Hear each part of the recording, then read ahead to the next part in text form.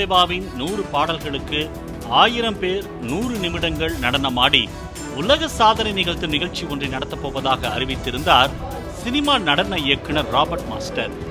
இதற்கான நுழைவுத் தொகையாக தலா 1000 ரூபாய் செலுத்தி தமிழ்நாட்டின் பல ஊர்களை சேர்ந்த சுமார் 1000 பேர் முன்பதிவு செய்திருந்ததாக தெரிகிறது.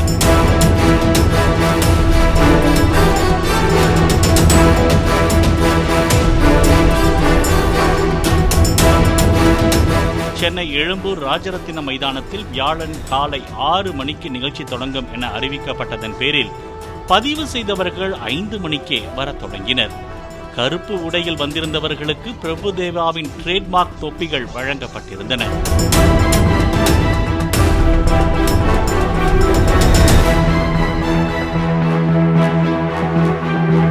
சொன்னபடி 6 மணிக்கு நிகழ்ச்சி தொடங்காத நிலையில் அது பற்றி கேட்டபோது பிரபுதேவா மாஸ்டர் வந்து கொண்டிருக்கிறார், எழும்பூர் வரும் வழியில் இருக்கிறார், இன்னும் சில நிமிடங்களில் வந்து விடுவார் என்று சொல்லியே 9 மணி வரை நிகழ்ச்சி ஏற்பாட்டாளர்கள் இழுத்தடித்ததாக பங்கேற்க வந்தவர்கள் கூறினர். காலையில் 5:30 வெயிட் பண்ணிட்டு இருக்கோம் சார். இப்போ டைம் வந்துட்டு 9 கிட்ட ஆகுது. பிள்ளைங்க இன்னும் வெயில தான் உட்காந்துட்டு இருக்காங்க. மாஸ்டர் வந்த பாடு இல்லை. ஃபியூ செகண்ட்ஸ்ன்னு சொல்லிட்டே இருக்காங்க. பேரண்ட்ஸ் இப்போ ஷவுட் அவுட் பண்ண ஆரம்பிச்சதுக்கு அப்புறமா தான் மாஸ்டர் உடம்பு சரியில்லை, is coming on the live அப்படின்னு சொல்றாங்க.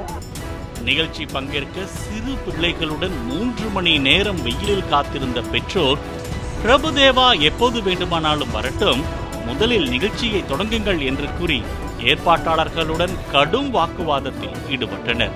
சரிங்க சார், அக்செப்ட் பண்ணிக்கிறோம். ஆனா ஏன் இவ்வளவு நேரம் பண்ணாங்க? முதல்ல சொல்லினா முதல்ல ஸ்டார்ட் பண்ணிடலாம்ல. போயிட்டு வரல பார்த்தா முடியல சார். எல்லாரும் வரது இருக்கு சார்.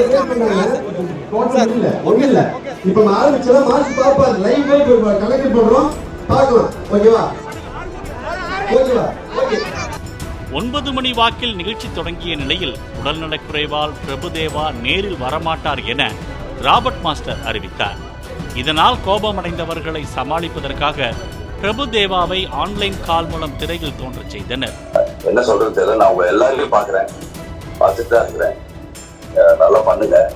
டெஃபினட்டா ராபர்ட் கிட்ட சொல்லி எல்லாரும் வந்து மீட் பண்ணணும்னு எனக்கு ஆசையா இருக்கு.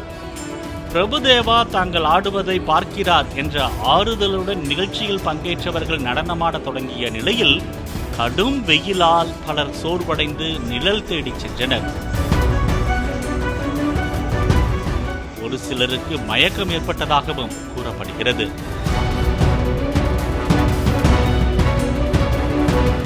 பட் எல்லாரும் வெயிலில் தாங்க முடியாமல் எல்லாரும் வெளியே வந்துட்டாங்க. இப்போ நாங்களுமே பாருங்களா வெளியே தான் நின்றுட்டு இருக்கோம். கொஞ்சம் ஆர்கனைசிங் பெட்டராக பண்ணியிருக்கலாம், இல்லைனா வேறு வென்யூ சூஸ் பண்ணியிருக்கலாம். இந்த வென்யூ செட் ஆகாது. இந்த வெயிலில் வந்து இவ்வளோ ஒரு வென்யூவில் கண்டிப்பாக சூட் ஆகாது.